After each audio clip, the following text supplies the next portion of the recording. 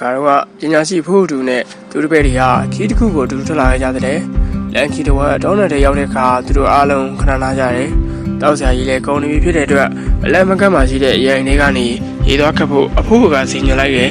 ဒီလိုတပည့်တွေလည်းရေကန်ရှိအောင်သွားကြတာပေါ့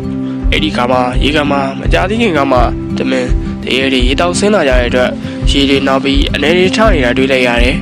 ပြီးတော့တပည့်လည်းစိတ်ပြက်လက်ပြက်နဲ့အဖိုးစီပြန်လာခဲ့ကြတယ်အဖိုးကလည်းဘာမှမပြောပဲဒီအတိုင်းပဲတိတ်တိတ်ဆိတ်ဆိတ်နေတယ်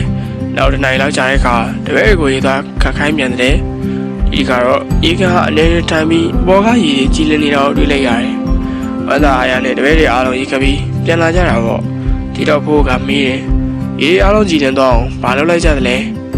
ဘာမှမလုပ်ပါဘူးတပည့်တွေအားလုံးကဝိုင်းပြကြတယ်အဲဒီတက်ကမှတပည့်တယောက်ကတော့အချင်းစောင့်လိုက်ရပါတယ်လို့ဖြစ်တယ်အဖိုးကပြုံးပြီးပြောတယ်ဟုတ်တယ်ရေကန်ထဲကရေတွေအားလုံးကြည်လင်ဖို့ဘာမှမလုပ်ပဲအချင်းတစ်ခုကိုစောင့်ရပါတယ်အဲဒီလိုပါပဲတစုံတစ်ယောက်ကတဲ့တို့ကိုဒေါသထွက်အောင်နာကျင်အောင်ပြုလုပ်လို့တဲ့တို့စိတ်တွေနောက်ကျနေပြီဆိုရင်ဘာမှမလုပ်ပဲဒီအတိုင်းပဲထားလိုက်ပါ